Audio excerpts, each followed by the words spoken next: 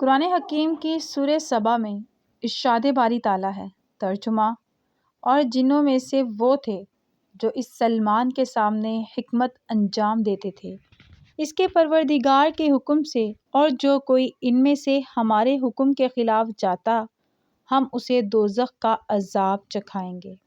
وہ اس کے لیے بناتے تھے جو کچھ وہ چاہتا تھا، دلوں کی تعمیر، ہتھیار، تصاویر اور بڑے بڑے جو حوضوں کی مانند تھے، اور بڑی بڑی دیگیں جو اپنی بڑائی کی وجہ سے ایک جگہ جمی رہتی۔ اے آل داؤد، شکر گزاری کے کام کرو، اور میرے بندوں میں سے بہت کم شکر گزار ہیں۔ اللہ تعالیٰ نے حضرت سلیمان علیہ السلام کے لیے جن و شیاطین اور جانوروں کو مسخر کر دیا تھا، اور وہ سب حضرت سلیمان علیہ السلام کے تابع و فرمان تھے۔ ویڈیو کو شروع کرنے سے پہلے آپ سے گزارش ہے کہ ہماری حوصلہ افزائی کے لیے ویڈیو کو لائک اور چینل کو سبسکرائب کر دیں۔ شکریہ۔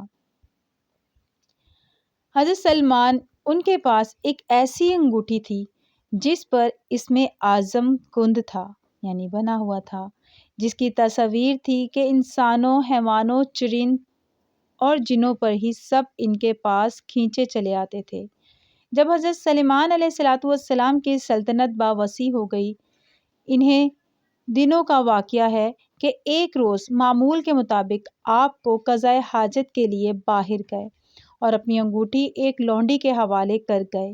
ان کے جاتے ہی دیوئن کے ملک کا بادشاہ وہاں آ گیا۔ اس نے لونڈی سے حضرت سلیمان علیہ السلام کی انگوٹھی حاصل کی اور تخت سلمانی پر جا بیٹھا۔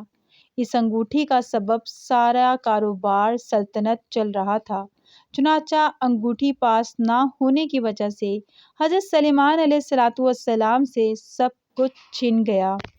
حضرت سلیمان علیہ السلام سے سب کچھ چھن گیا اور وہ انگوٹھی دوبارہ پانے کے لیے جنگل کی طرف نکل گئے۔ چلتے چلتے وہ ایک روز بنی اسرائیل کے گھر کے دروازے پر پہنچے۔ آپ بہت بھوکے پیاسے تھے۔ آپ نے دروازہ پر دستک دی تو اندر سے ایک عورت نے پوچھا، کون ہے؟ حضرت سلیمان علیہ السلام نے جواب دیا، میں جس کی دعوت کرنا لازم ہے، میرا شوہر گھر سے باہر۔ خاتون نے کہا، اس کی غیر موجودگی میں میں غیر محرم کی دعوت نہیں کر سکتی، البتہ میرے باغ میں چلے جاؤ، جب میرا شوہر واپس آئے گا تو تمہاری مراد پوری کر دی جائے گی۔ حضرت سلیمان علیہ السلام عورت کا جواب سن کر ان کے باغ میں گئے اور پانی پی کر سو گئے۔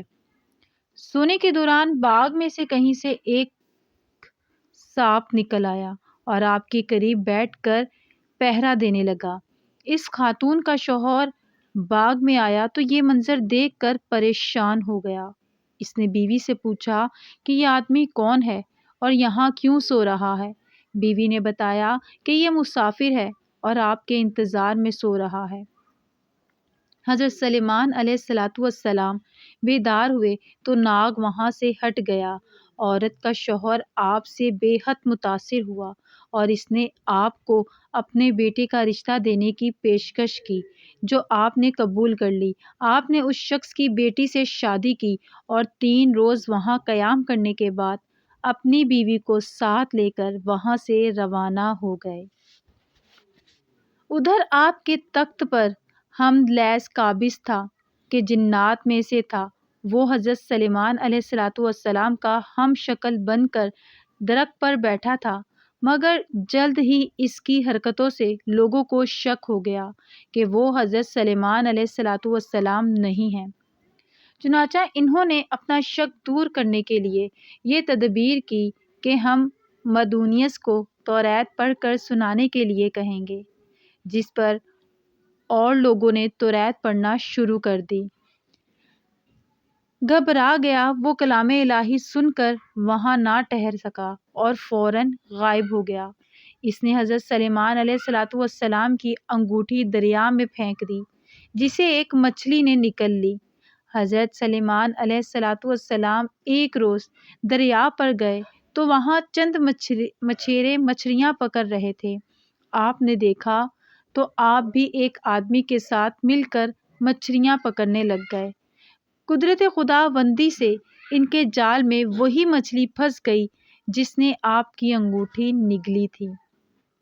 آپ نے اس آدمی سے وہ مچھلی پکانے کے لیے خریدی اور گھر آ کر اپنی بیوی کو دی۔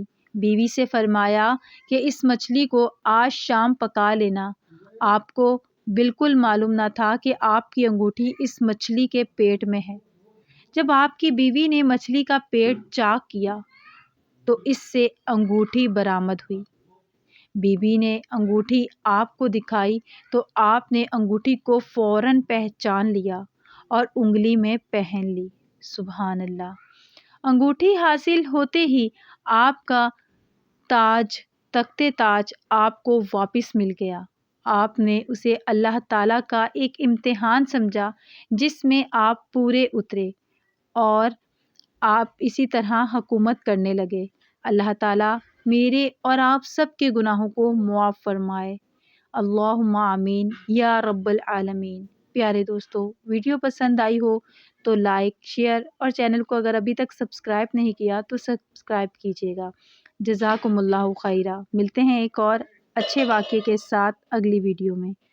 تب تک کا اللہ آپ کا اور میرا حافظ و ناصر رہے۔ اللہم آمین۔